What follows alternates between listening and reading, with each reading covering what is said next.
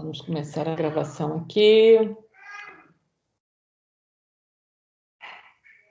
Hoje vocês vão ter barulho de criança aqui no backstage, porque eu estou cheia de netos aqui hoje, com essa pandemia, com o lockdown, a gente tem que ajudar aqui.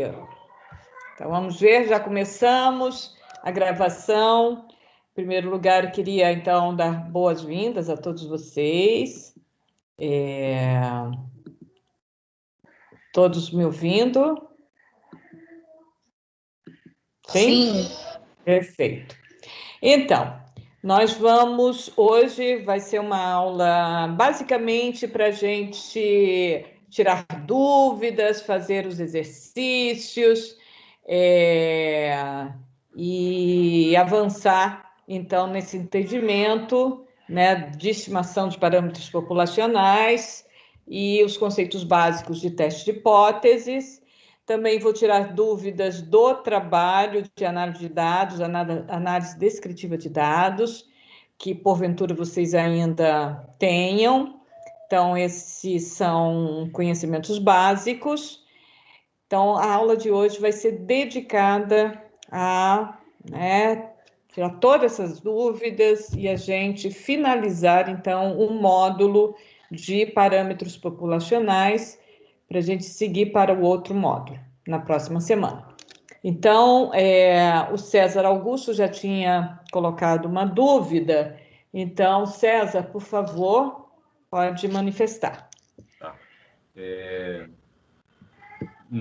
Eu fiquei com dúvida em relação a qual das duas tabelas da binomial usar e para qual ocasião, né? A dúvida surgiu comparando a questão 1 com a questão 4, né, na hora da gente montar o intervalo de confiança.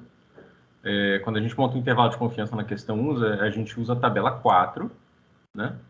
E a gente tem lá o intervalo de confiança para proporção, eu acho. Isso, né? para π. E A4 é para π. Ou seja, a partir de P-chapéu, a gente estima, constrói um intervalo de confiança para π. Isso mesmo. Nessa hora, aí eu já meio que quebro minha dúvida, né? Nessa hora eu fiquei na dúvida de por que eu não estou olhando na tabela 3 entre os intervalos daquele P igual que eu estou procurando, por exemplo, P igual a meio, eu acho que é do exercício, ou 0,6, né? Por que eu não procuro naquela mesma coluna, né, um intervalo de confiança que seja, né, similar, né, Eu gostei muito da sua pergunta, César. Por quê?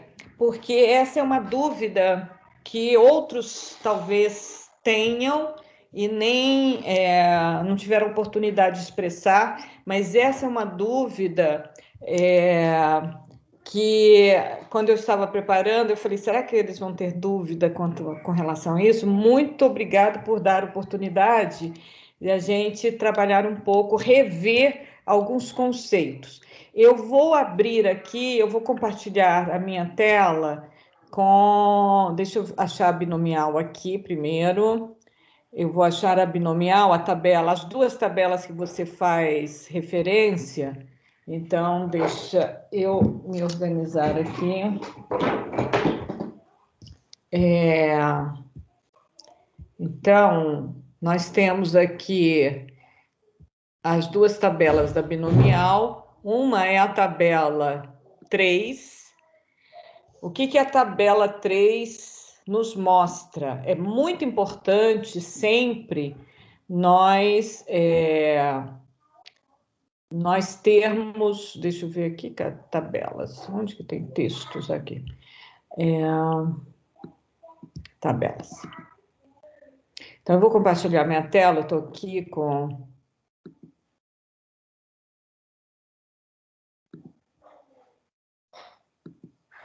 Oi, Rafael? É você que está por aqui? Muito bem, Rafael. Oi, professora. Tudo bem?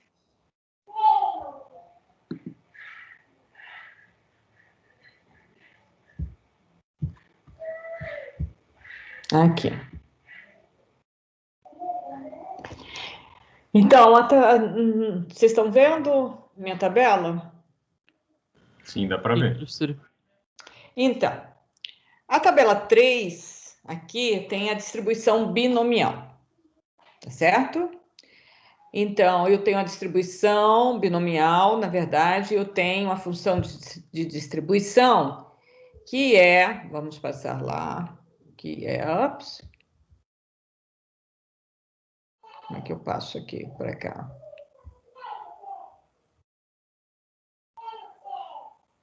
Então, o que nós temos tabelado nessa tabela 3? É muito importante a gente olhar uma tabela e ver o que está sendo tabelado. O que está sendo tabelado nessa tabela 3?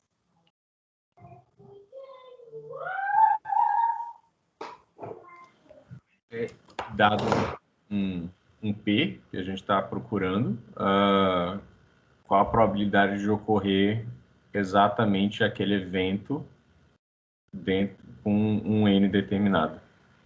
Não é isso.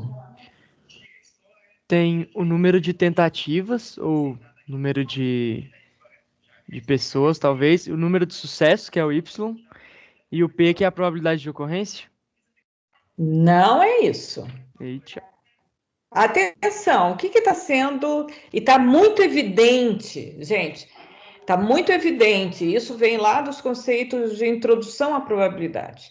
O que está sendo tabelado aqui? É a função de probabilidade, que vocês estão falando, função de probabilidade, que é a probabilidade do evento tal ocorrer. Numa discreta, é a probabilidade de x ser igual a um valor x qualquer. Isso é a função de probabilidade. Essa tabela está mostrando a função de probabilidade? É a função acumulada, que seria... Isso! A acumulada. Como é que a gente chama da função de distribuição acumulada?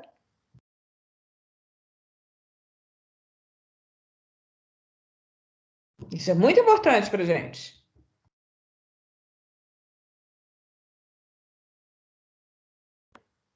Os quantis? Não. O que é a função de distribuição acumulada?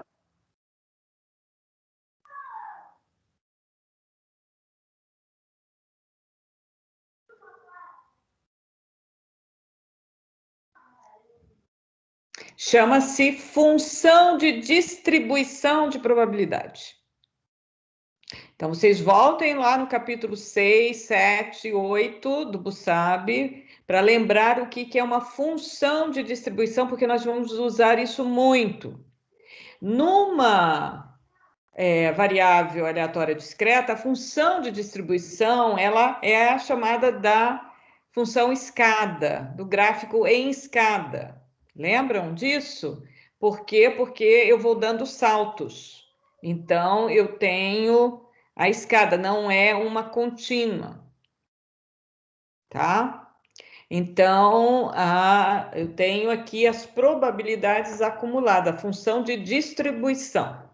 Então, até aquele valor, eu acumulei tal probabilidade, ou seja, a probabilidade de ocorrer eventos ou resultados até aquele valor, incluído.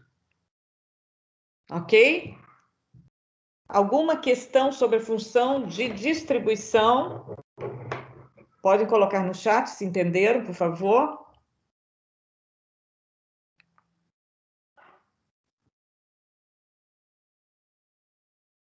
Não? Não entenderam?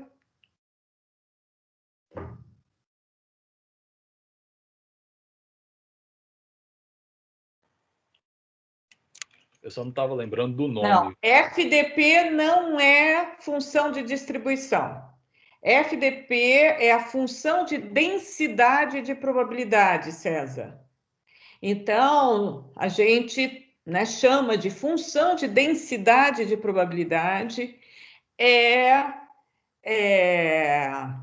é a Fzinho de x, que é a análoga à função de probabilidade quando eu tenho uma variável aleatória contínua.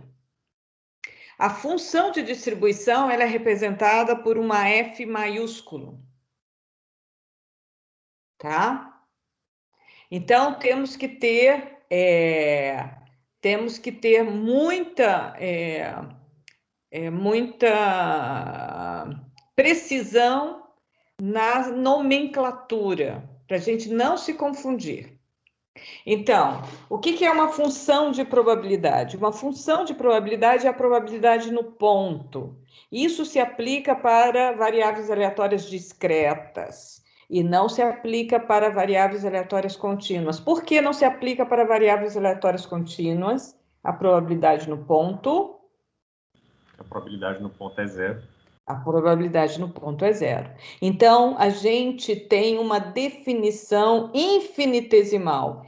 Então, a gente vai para as derivadas. Lembram disso?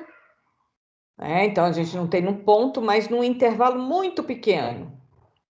Então, nesse intervalo muito pequeno, quando eu tenho uma contínua, eu tenho a função de densidade de probabilidade.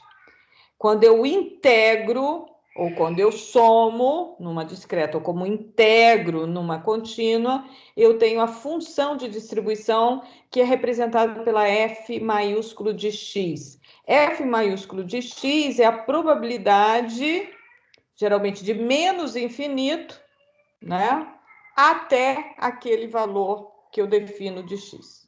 Ou seja, de x, né, ser o quê? Menor ou igual àquele valor. Eu estou acumulando. Ok? De menos infinito até aquele valor. Então, é isso que a gente... Por isso é muito importante a gente ter essas definições. Então, a tabela 3 aqui, eu não tenho a função de probabilidade da binomial, mas eu tenho a distribuição, a função de distribuição da binomial é a acumulada. Convenientemente acumulada, porque nós estamos calculando as áreas, não é? Então, quando eu tenho área, e nos interessa para os testes de hipótese, eu não desenhei ainda aqui, mas a gente pode acumular e ver a área à esquerda ou a área complementar à direita. Então, alfa 1 à esquerda ou alfa 2 à direita. Então, fica 1 menos alfa 2. Então, a gente tem aqui a função de distribuição, tudo é acumulado. Você está vendo? Aparece tudo 1 lá nos maiores valores. Ok? Sim? Até aí tudo bem? Perguntas? Além do César, ficou muito esclarecido isso? Quero ver manifestações no chat. Só o César está presente nessa aula de hoje.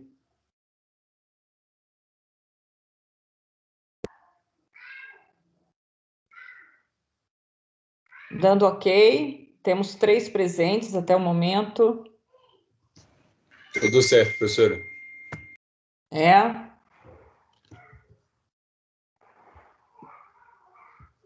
Que mais?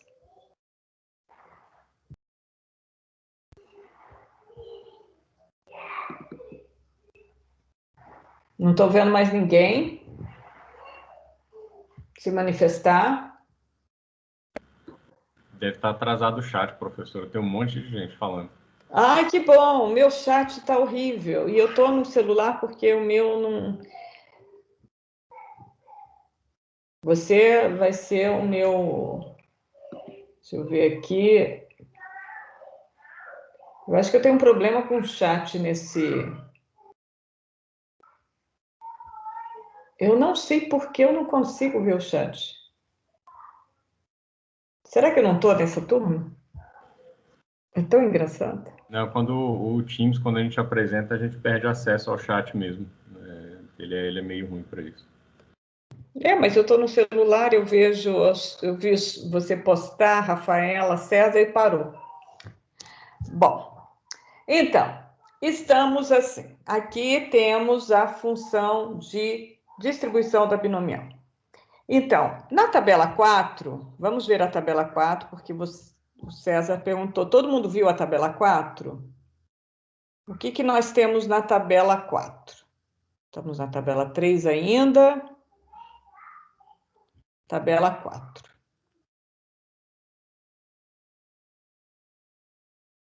Tabela 4. Então, aqui, a tabela 4 apresenta os limites inferior e superior para a construção de intervalos de confiança exatos para a estimação do parâmetro P baseados, ou parâmetro π, que é no nosso caso, nossa nomenclatura para parâmetro π, baseados na binomial. Ok?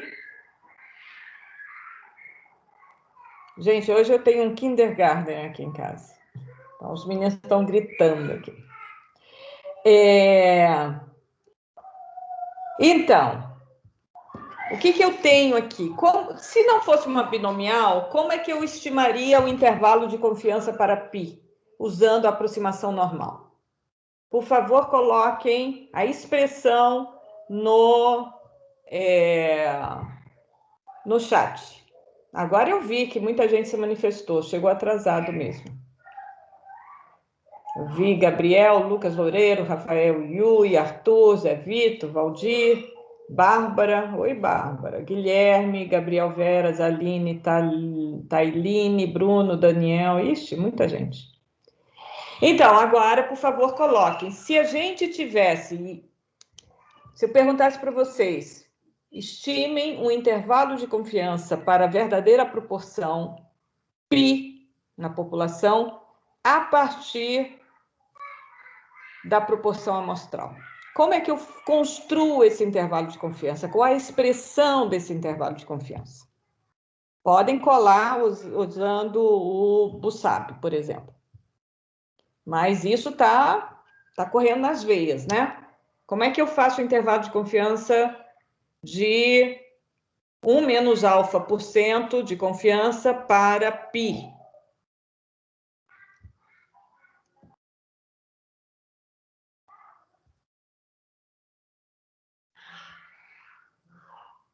Estou esperando aqui. Já vai.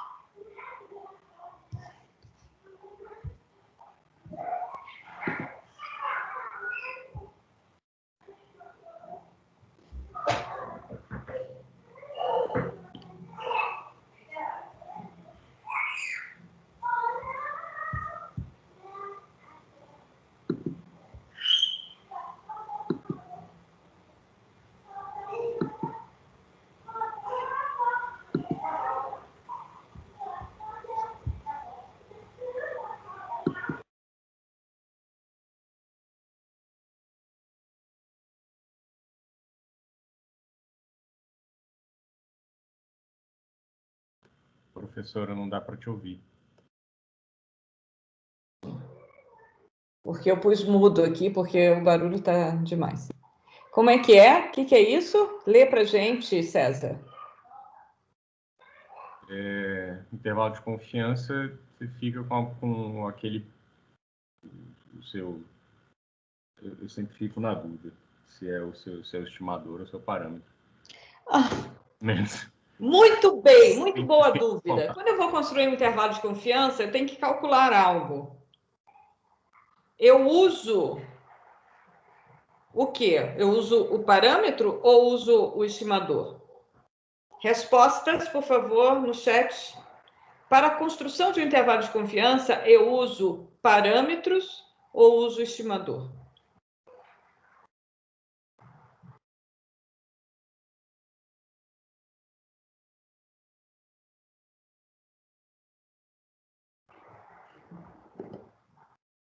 Mais manifestações, por favor?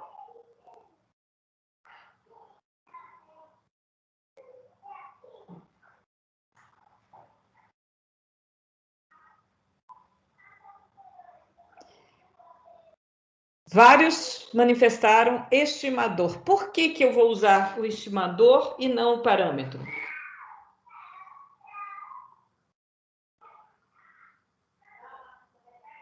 Intervalo de confiança para amostra, né? Não quero intervalo de confiança para amostra. Então, César, a gente tem que ser preciso na formulação, né, das nossas frases. Então, quando eu estou fazendo uma estimação, o que acontece? Eu não conheço o parâmetro. Então, eu não conheço o parâmetro, e se eu não conheço o parâmetro, isso mesmo, João Roberto, porque o parâmetro é desconhecido, eu estou fazendo uma estimação. Então, eu quero um intervalo de confiança para este parâmetro desconhecido. Como é que eu vou fazer essa estimação? Eu vou buscar o meu estimador e vou obter a estimativa a partir dos dados amostrais e vou usar a distribuição amostral do meu estimador para calcular o erro amostral. Então, o que é o intervalo de confiança? É a estimativa pontual, que é o valor do meu estimador na amostra, ou seja, nesse caso é o P-chapéu, mais ou menos o erro amostral. O erro amostral embute a distribuição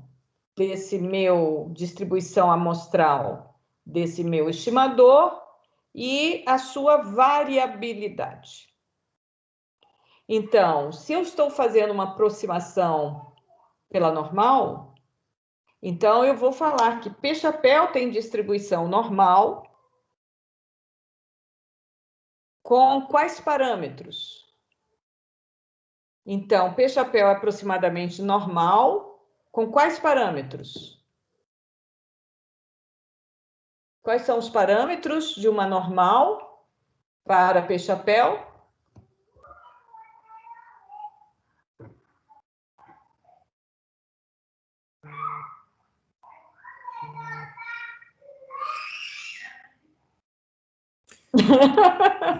Meio sobre 2. Eu vou dar aula particular para você, sempre. Muito bem. Sim, alguém mais quer ter aula comigo? Ou está muito bom assim?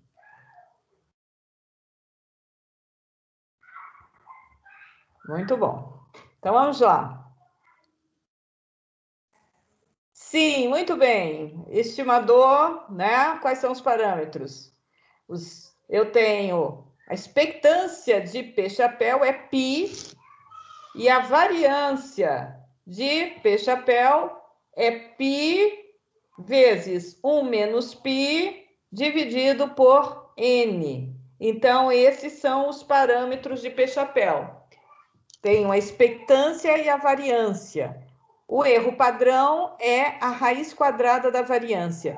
Eu não estou escrevendo nada disso porque, viu, Caroline, Raíssa, outras pessoas, porque isso é assunto já do semestre que vocês cursaram métodos 1.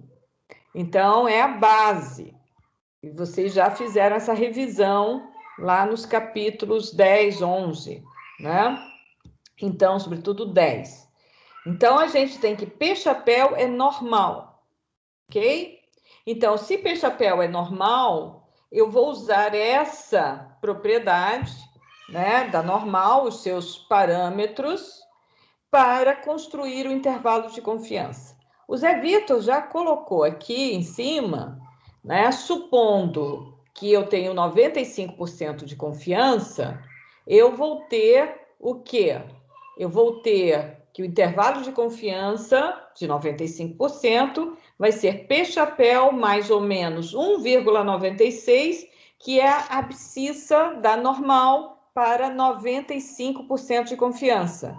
Isso quer dizer que eu tenho 2,5% à esquerda e 2,5% à direita. Então, eu tenho essa abscissa de 1,96, que multiplica a raiz quadrada de P chapéu vezes 1 menos P chapéu sobre N. Então, aqui, o que aconteceu na construção desse intervalo de confiança?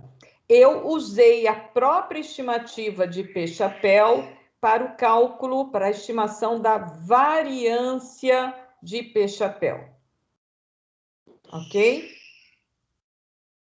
Eu podia construir de outra maneira. Não sei se vocês viram outra maneira de construir intervalo de confiança para P chapéu. Então, eu tenho, vocês estão vendo que a variância de P chapéu é igual a π vezes 1 menos π sobre n. Essa é a variância, não é? Vocês estão vendo a variância de P chapéu? Que o Rafael colocou aí.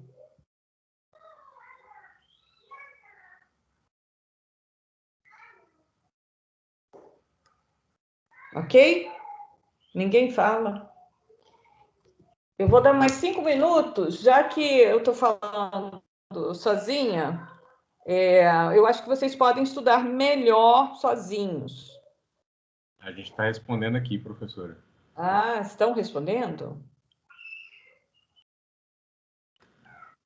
Então. É sim, ok. Ok. Então, vocês estão vendo que a variância de P chapéu é π vezes 1 menos π sobre n? Sim. Então, para construir o intervalo de confiança, eu tenho que ter a variabilidade π. E assim eu chego a um problema. Porque para estimar a variabilidade de π,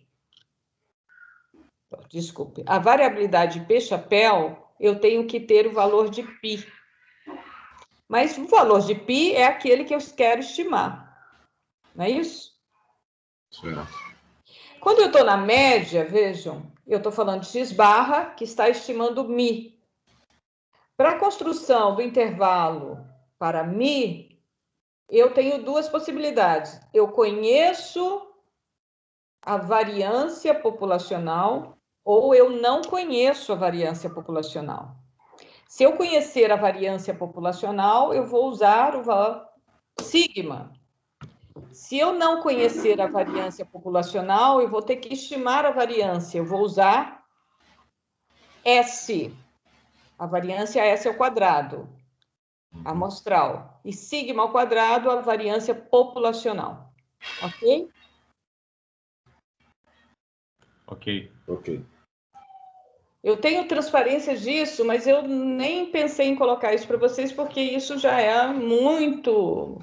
É de um curso anterior a esse.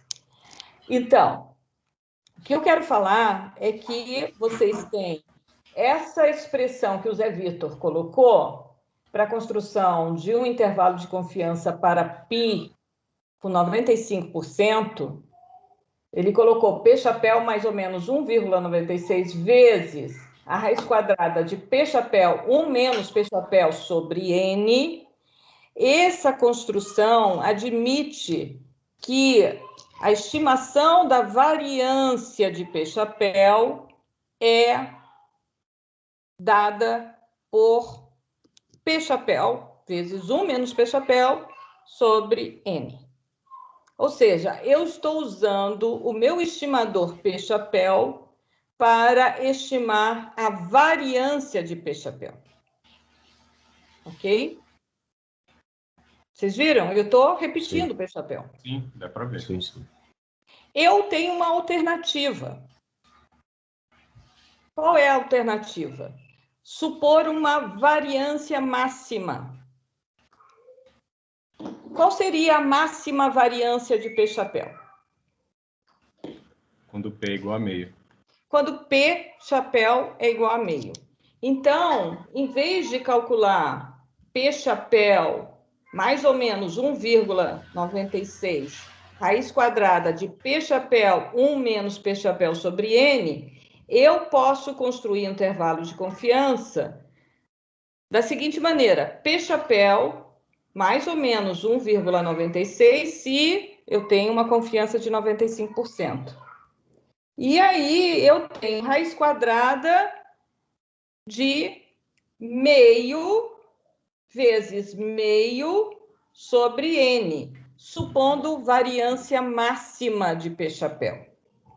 Isso vai nos dar P chapéu mais ou menos 1,96 raiz quadrada de quanto?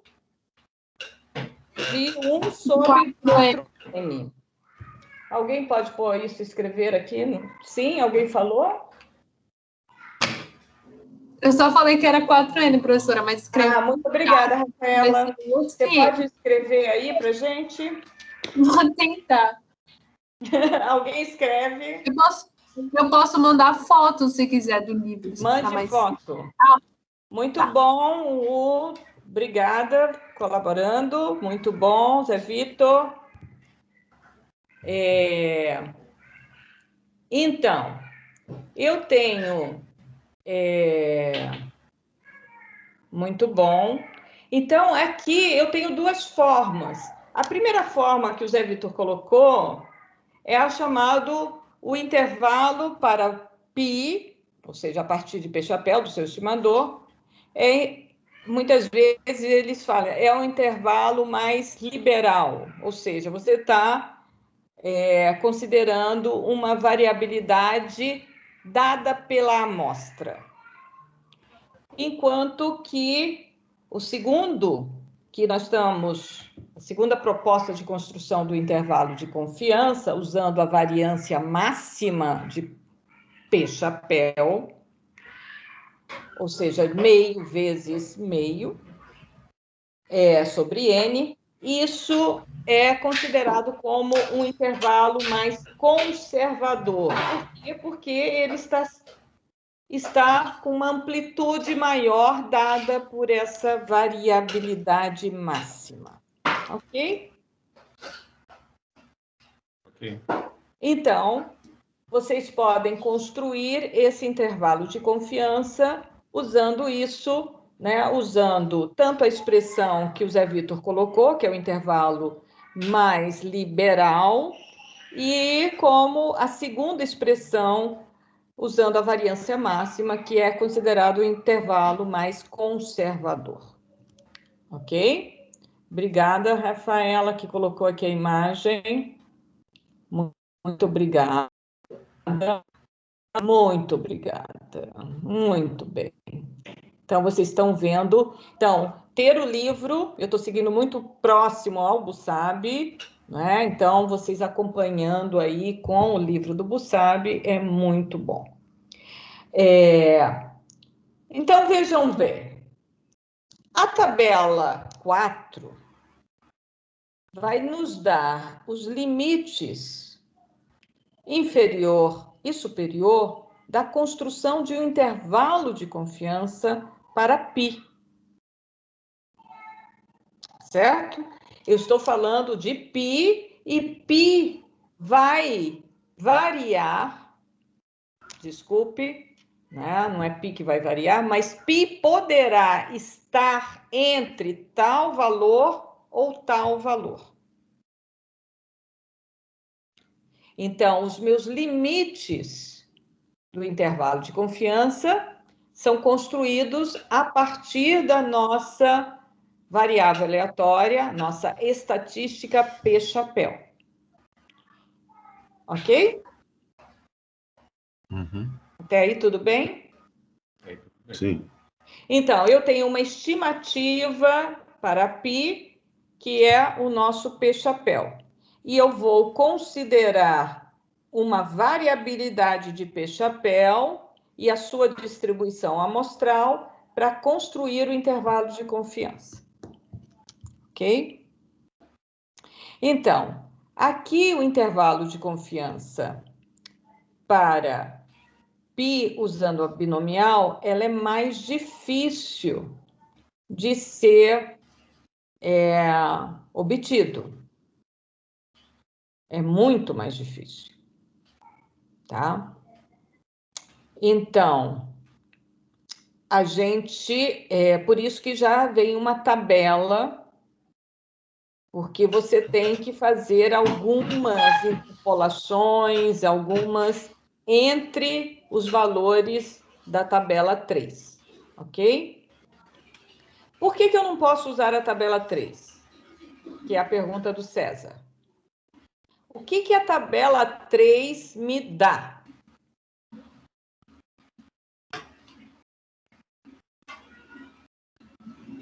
A função... Vamos lá para a tabela 3. Da binomial. O que a tabela 3 me dá?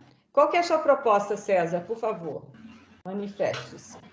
Dá a função de distribuição da probabilidade da binomial com esses parâmetros, e ela é cumulativa de um y0 até o máximo do n.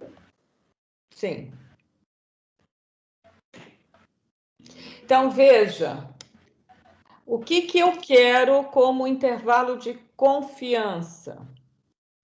Veja, eu não estou questionando as probabilidades nessa linha vertical, nas colunas, dado um valor de π.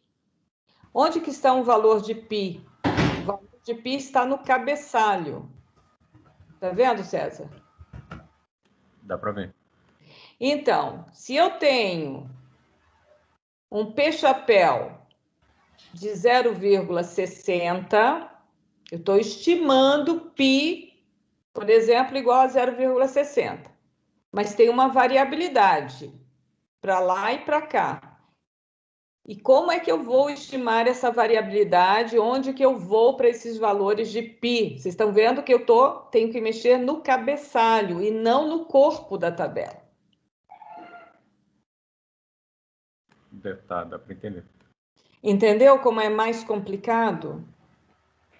Sim. Então, veja, eu tenho aqui o valor, vamos pegar aqui 20. Não, vamos pegar um valor menor, que a gente já fez, 15. 15 é o nosso N. 5 é o nosso Y. E aí, eu estimei o meu P-chapéu. Meu P-chapéu foi estimado em 5 sobre 15. Qual é o valor de P-chapéu? 1/3. 1/3, 0,33, não é isso? Então, 0,33, eu venho aqui, olha, 15, 0,33. Então, onde que está o 15?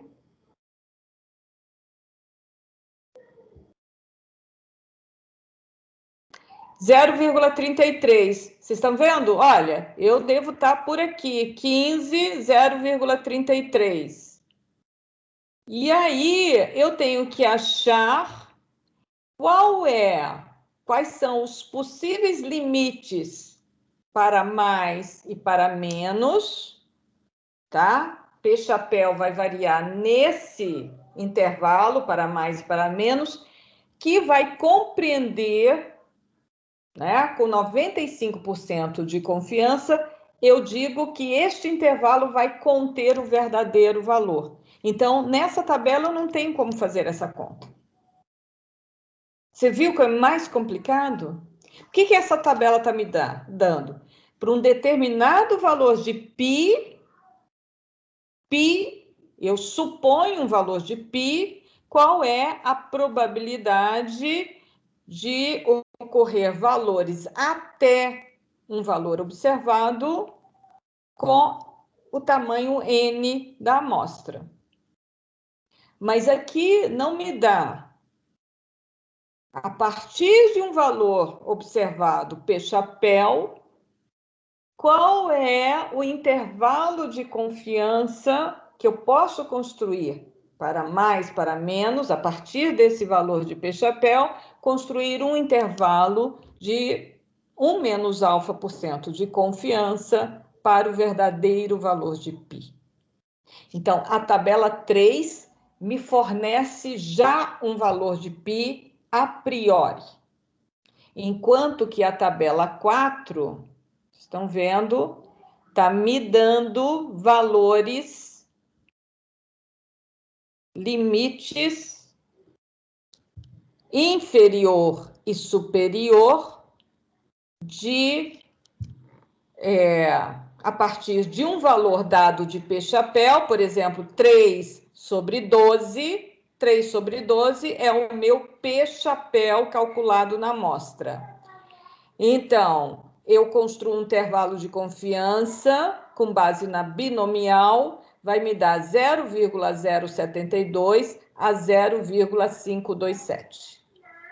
Professora, posso parafrasear para ver se eu entendi? Sim, por favor. Então, na tabela 3, a gente tem um π conhecido e Isso. ela dá as probabilidades de ocorrer até aquele determinado y, uma amostra n. Sim. E aí, nessa, a gente está com base no nosso estimador, monta um intervalo de confiança para o parâmetro. Isso mesmo, César Augusto. Então, Então são diferentes perspectivas, ok? eu queria estender minha dúvida, então, porque era a dúvida final, na verdade, era, tá, a gente usou essa tabela para fazer a questão sei lá, D ou C, eu não lembro. Isso. Na 4, a gente monta um intervalo de confiança, a gente montou em sala, né, um intervalo de confiança, se eu não me engano, olhando na outra tabela, na 3. Sim, mas a outra não era para π, era para o quantil. Tá. Então, veja que é diferente. Aqui eu estou estimando o intervalo de confiança para π. Π tem distribuição aproximada normal, e a gente viu como é que a gente pode construir esse intervalo usando a expressão, né? P-chapéu mais ou menos o erro amostral, considerando a normal ou considerando a distribuição exata binomial, que é muito mais difícil de ser obtido, porque você tem que fazer as simulações ali a partir de uma... É possível, vocês podem fazer, chegar a essa tabela, não estou pedindo isso, mas vocês podem usar já esse resultado dessa tabela. Ok? Ok. Deu para entender. Tá?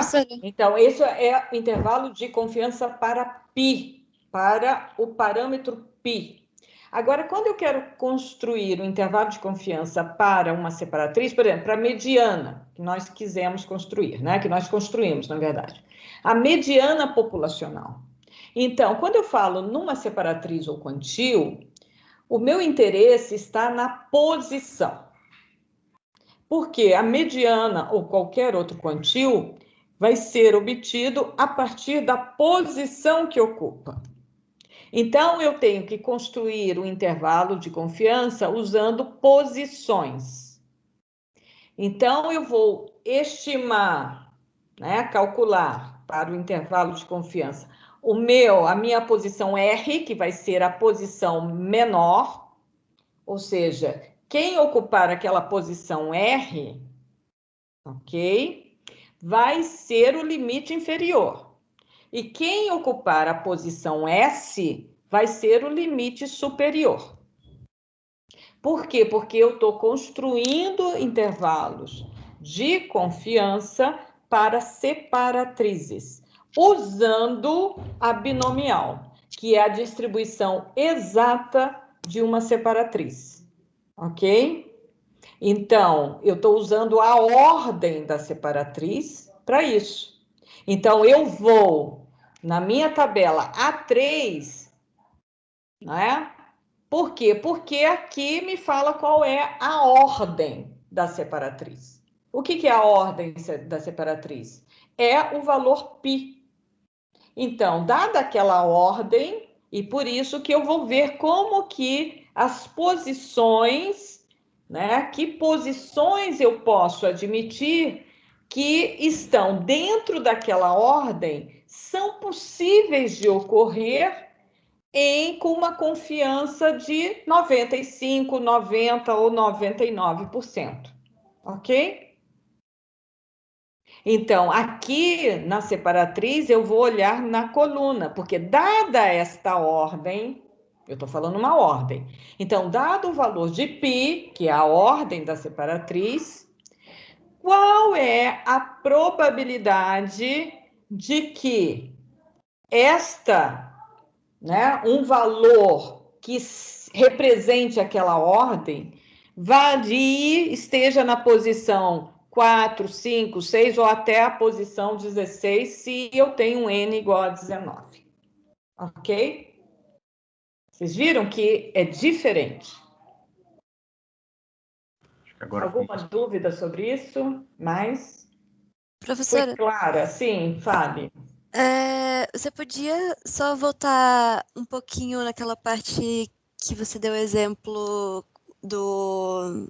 Você falou 13 sobre 12, daí você falou do que fica o intervalo 0,072, 0,527, que eu me perdi nessa parte. Sim, veja, essa é a tabela 4. A tabela 4 se refere à estimação de um intervalo de confiança baseado na distribuição exata de P-chapéu. Tá? Então, eu estou partindo do valor P-chapéu. O que é o P-chapéu?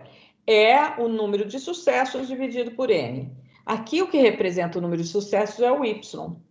Então, dado um valor de P-chapéu, por exemplo, se eu tenho uma amostra N e tenho um valor observado de 3, então 3 dividido por 12 é o meu valor de P-chapéu. Tá? Então, P-chapéu mais ou menos o erro amostral vai compor o meu intervalo de confiança. Ok? Então, 3 sobre 12, né? Foi 3 sobre 12, foi 4 sobre 12, onde que eu pus naquele dia. 3 sobre 12, ou 4 sobre 12, né? Dependendo do valor, eu falei 3 sobre 12. Então, aqui, se eu tenho 3 sobre 12, o meu P-chapéu é igual a quanto? Então, P-chapéu é 3 sobre 12. Então, 1 sobre 25. 4. Então, P-chapéu é 0,25. Então, esse é o valor pontual do meu estimador. Então, minha estimativa pontual. Então, para construir o intervalo de confiança baseada na binomial, que é a distribuição exata de P-chapéu, eu vou pôr mais ou menos um erro amostral. Quais são esses valores da binomial que eu vou multiplicar pelo erro padrão de P-chapéu? Então, é muito difícil a gente chegar ali. A gente vai ter que fazer uma interpolação e tal, e verificar 95% e tal, né? E aqui essa tabela já dá esse resultado. Então, você vai ter 0,072 e 0,527. Ou seja, você, né, subtraiu algo de 0,25 que chegou a 0,072 e somou algo em 0,25 que chegou a 0,527, ok?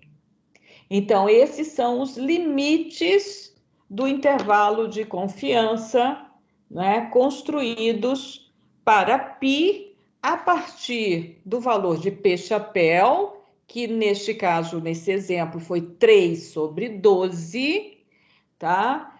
Usando a distribuição exata binomial.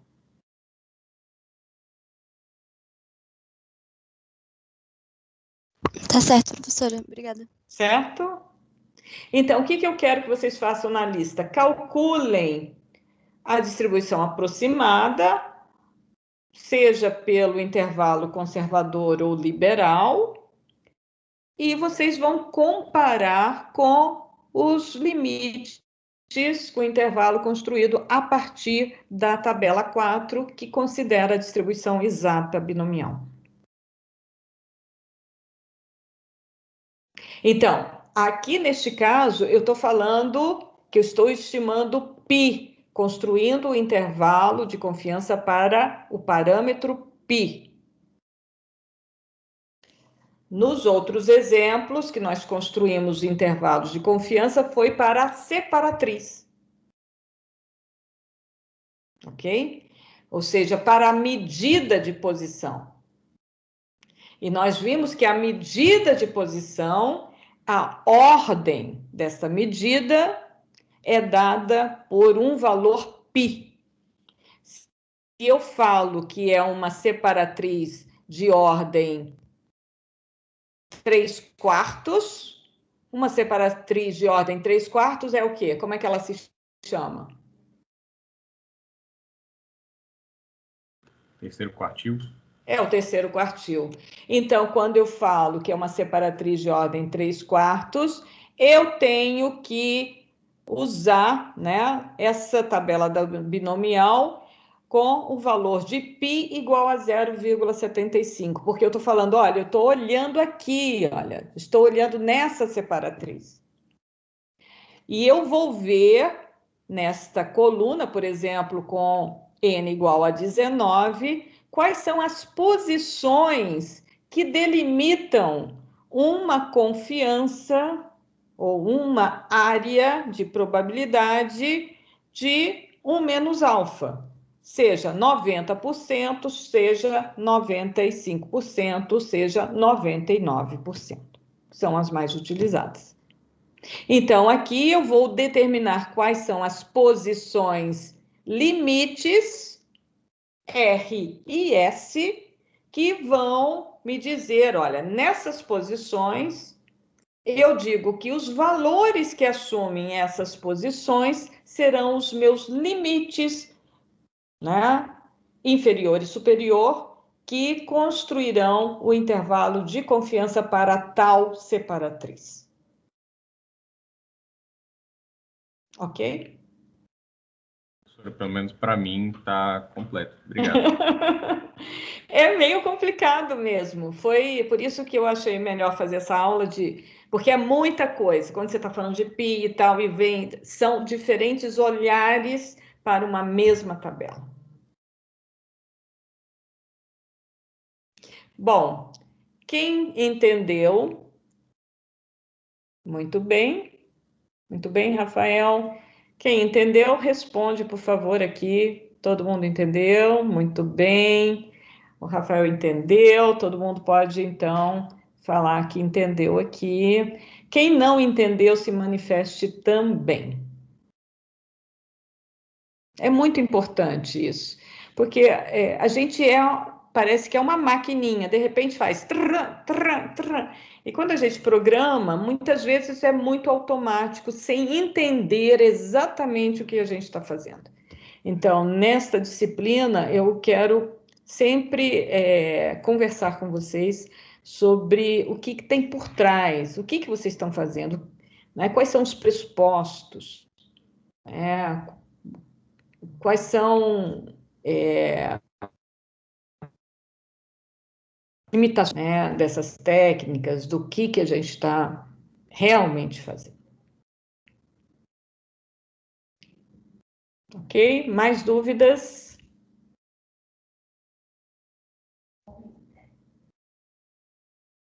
Não? Então, nós temos quanto tempo? Professor, Sim, fale.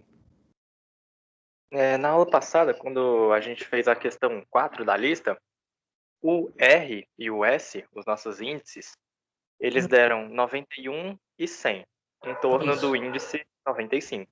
Isso. E normalmente a gente sempre construiu o intervalo de confiança partindo do pressuposto de que ele era simétrico para os dois lados. Então, nesse caso dos índices, eu posso eu posso ignorar um pouco essa simetria para fazer um intervalo 91-100 em vez de um 91 a 99? Quem perguntou foi o Zé Vitor? Zé Vitor. Muito boa pergunta, Zé Vitor. Muito pertinente a sua pergunta. Né? Muito obrigado por perguntar. Mas vocês construíram intervalo de confiança para a variância populacional. Não construíram? Em método Zoom? Sim. Era simétrico? Não. Não. Por que não era simétrico? Não Porque sei. a tabela F não era simétrica, né? Não é simétrica.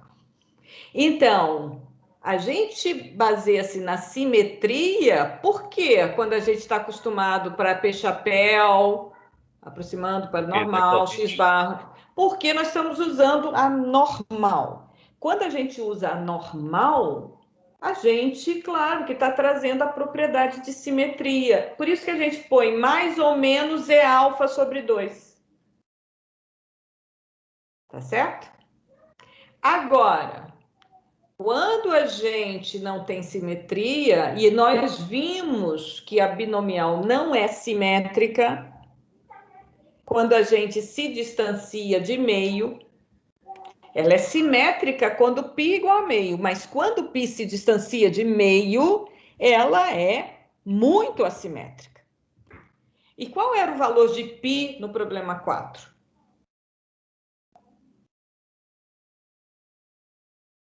Do observado? Não, observado o π. Que a gente está falando o quê? A gente está falando do percentil 95, então π correspondente é 0,95. Vejam que a gente tem uma assimetria. E a gente vai olhar ali, né? Não necessariamente tem que ser simétrico. A gente vai buscar os valores na tabela.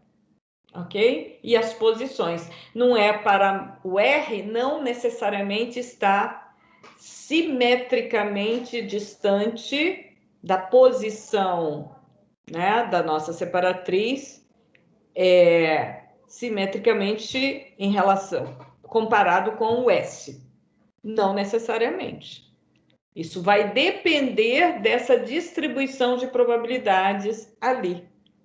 Ok? Entendi, professora. Obrigado. Então, mas foi uma excelente pergunta. Por quê? Porque muitas vezes a gente fica condicionado pela normal, acha que tudo é normal. Então, tem um filme até coreano que chama Tudo Bem Não Ser Normal. E é assim, a vida muitas vezes não é normal. Temos outras distribuições, vamos explorá-las. Então, é isso, a gente tem que saber que o intervalo de confiança, ele vai ser dado pela distribuição amostral do meu estimador. Eu vou construir esse intervalo a partir dessa distribuição amostral do meu estimador. Então, se essa distribuição amostral ela é descrita por um modelo probabilístico que não é simétrico, eu não tenho que esperar que meu intervalo seja simétrico. Ele será simétrico se a minha distribuição amostral seguir um modelo probabilístico, não é, que seja simétrico. Ok? Excelente pergunta, porque isso prepara vocês para a disciplina inferência, que é uma disciplina muito mais teórica, mas com esses conceitos já trabalhados, mas até eu digo assim, de uma forma mais lúdica, mais, né, com os problemas, vocês já vão guardando propriedades e conceitos importantes para a formação de vocês como estatísticos. Professora, César de novo. César de novo. Eu vou pôr uma cota de perguntas daqui a pouco. Estou brincando, César. Você anima nossas tardes. Vamos lá, César. É porque eu nem notei essa assimetria na 4. Eu nem olhei isso. A gente não tem que ficar preocupado com isso. Não, eu digo assim, mas onde que está essa assimetria que eu não vi? Não tem simetria. Não necessariamente tem que ter. É que 91 para 95 e 95 para 100, vocês estão vendo que não tem uma simetria. Ah, entendi. Né? Tá bom. Então, não tem. Devia ter uma simetria? Não deveria ter uma simetria. Não precisa ter simetria se o modelo não é simétrico. Ok, obrigado. Ok? Mais perguntas? Posso terminar a aula? Vocês vão fazer o exercício sozinhos? Professora, Sim. eu tenho uma dúvida, mas é sobre o trabalho. Isso, ótimo. Então, vamos tirar todas as dúvidas hoje. Antes de falar sobre o trabalho, vocês têm mais dúvidas sobre a lista de exercícios?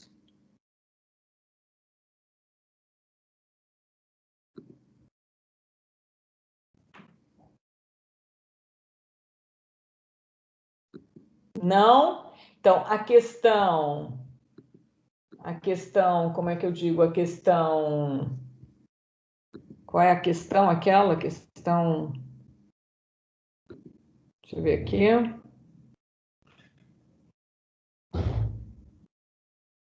Gente, ficou faltando uma questão, né? Alô? Faltou a 3 e a 2E, acho. Vocês conseguem fazer tranquilamente? Eu...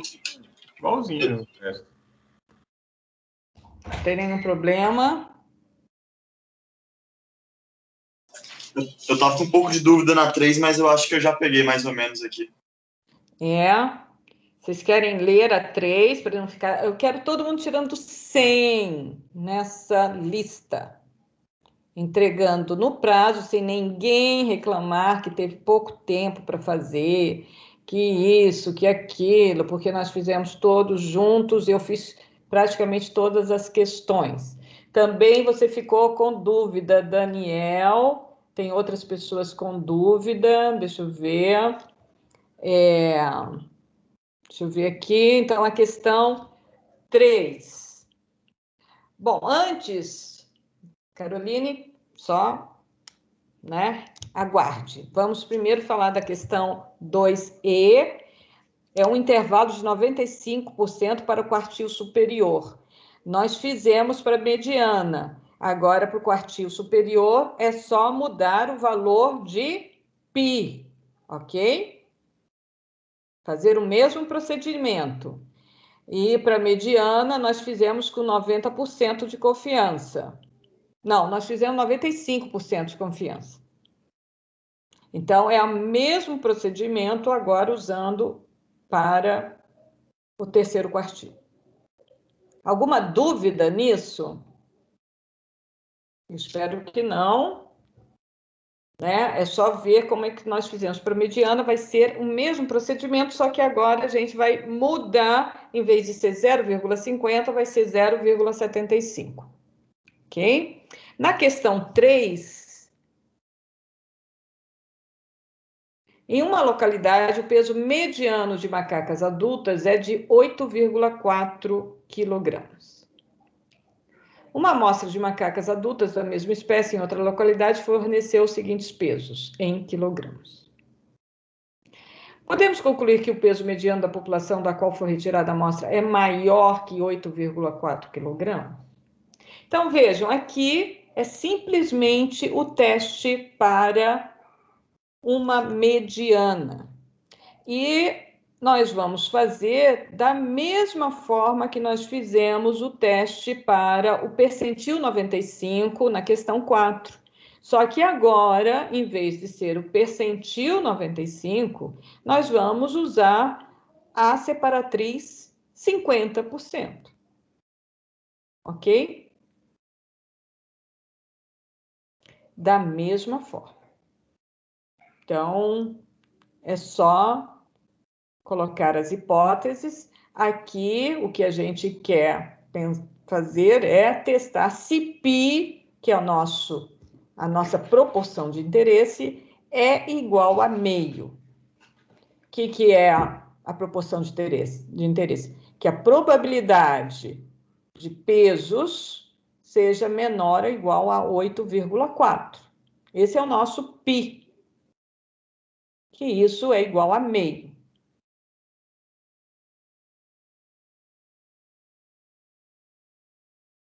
Ok? Contra a hipótese alternativa de que π, aí vocês vão ver, maior ou menor?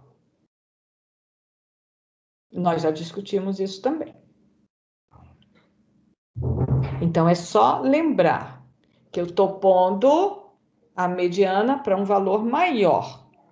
A nossa proporção de interesse é probabilidade de x ser menor ou igual a 8,4.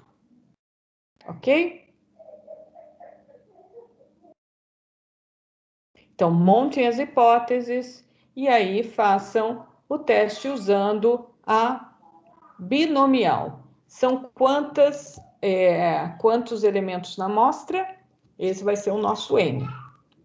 Qual é o valor de π que foi colocado em H0? Meio. Então, agora eu vou ver se eu aceito ou não. Ok? Vai ser usando a binomial, se bem que a 4 eu usei a normal, né? Porque é a amostra de 100. Aqui vai ser a mesma coisa usando a binomial, que eu fiz uma mediana, acho que foi a primeira, um exercício que eu fiz em aulas passadas. Professora? Sim, por favor. Nessa questão ele está pedindo para saber se é maior ou não, mas a senhora tinha falado que primeiro a gente teria que ter colocado as amostras todas ordenadas, olhar o P, que ele falou que era meio, que ele quer a mediana, e aí eu vi que 8,4 está menor. Então, eu pensei em fazer as hipóteses ao contrário, fazer as hipóteses do H0. Não, peraí. Caroline, quando você coloca isso em ordem, qual é o valor da mediana amostral?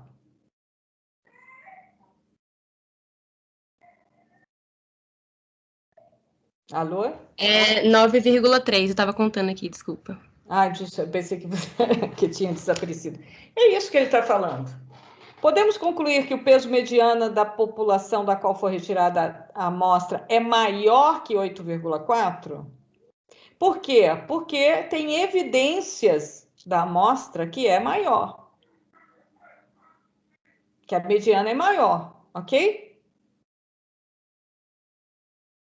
Ok. Portanto, tem evidências. Eu posso concluir que essa mediana realmente é maior?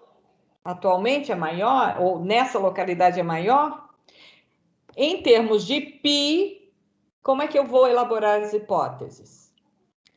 Se eu tenho π, que é a proporção de pesos x, meu peso é x, x ser menor ou igual a 8,4, então agora eu acumulo até 8,4 uma quantidade inferior a 50%, não é isso?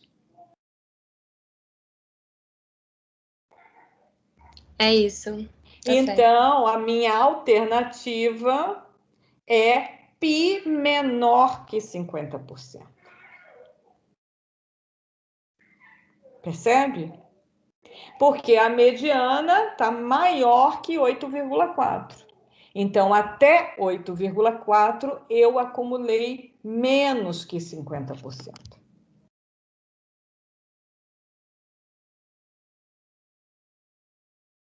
Ok? Na alternativa é menor. E no H0 é maior ou igual. Ou igual. Certo. Então tá certo, entendi certo. Obrigada, professora. De nada, Caroline. Mas isso é muito importante vocês verem. Uma coisa é a referência ao quantio, outra coisa é a referência ao valor de π associado àquele quantio.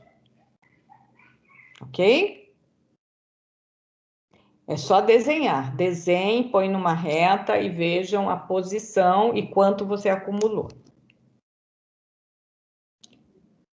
Então, vamos. Mais dúvidas sobre isso? Posso considerar que vocês Todos vão tirar 100? Estou doida para dar 100 para todo mundo. Muito bem, todo mundo. Quem tiver dúvidas, não deixe de me escrever, perguntar, tentarei responder. Sempre. Ok. Vocês também podem compartilhar as dúvidas com seus colegas, e vocês, colegas, podem me ajudar nesse processo, porque os tempos são difíceis e nós temos que ser colaborativos. Então, agora vamos passar para a questão da dúvida do trabalho. Caroline, você tem a palavra. Professora, não tinha sido eu que tinha perguntado. Ah, quem era? Acho que a senhora viu errado. Porque tinha... Aline, é porque o seu... O seu tinha...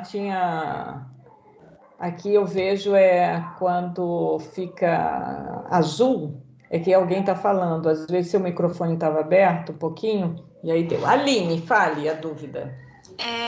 Eu tenho dúvida, a senhora colocou lá no Moodle um pequeno dicionário para a gente usar, né, nas variáveis. Isso. Aí, na variável sexo, eu vi que tem umas, pelo menos na minha amostra, umas que estão em branco. Tipo, tem mesmo. Nada. Aí eu queria saber como proceder, deixa assim mesmo?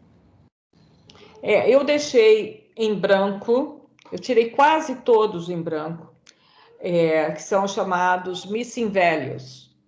Quando você vai trabalhar com dados reais, geralmente você vem com dados, às vezes, deficientes. A amostra não vem bonitinho, não vem tudo informado, você tem um problema de qualidade da informação. Então, você tem que decidir.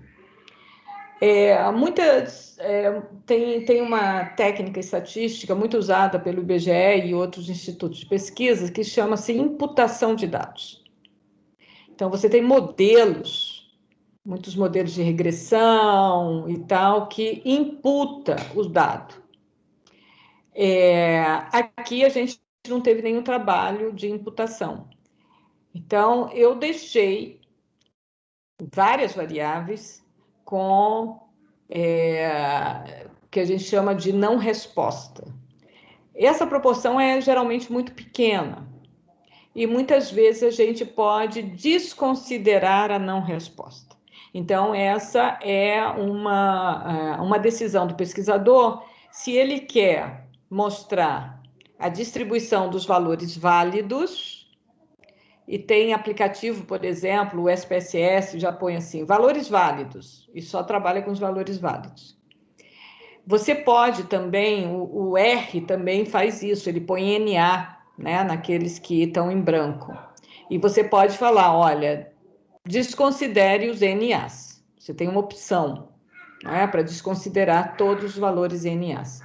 Numa descritiva como essa, eu sugiro desconsiderar, porque a gente quer ver a distribuição, né, dos valores que são respostas, que têm significado, e os percentuais de não respostas são muito pequenos. Você pode fazer também, muitas vezes isso acontece, na parte mais metodológica de um trabalho,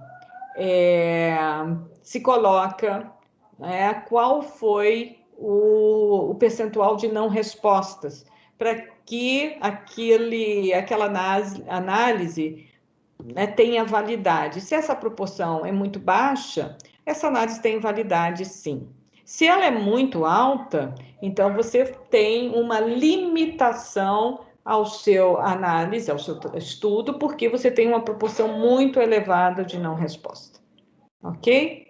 Então, para vocês iniciantes, a minha sugestão é que não considerem na análise, mas podem, então, fazer ali, ou no rodapé da tabela, colocar uma observação, dizendo não foi considerado os valores ausentes, ou as não respostas, que correspondeu a tanto por cento.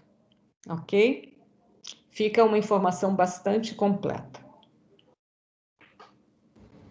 Ok, professora, obrigada. Muito boa pergunta, Aline. Mais alguma pergunta?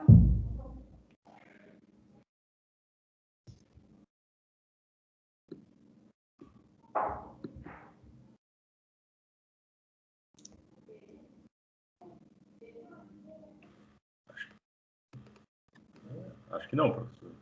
3, 2, 1. Então, nós vamos parar a gravação, não tem mais pergunta. Eu vou deixar vocês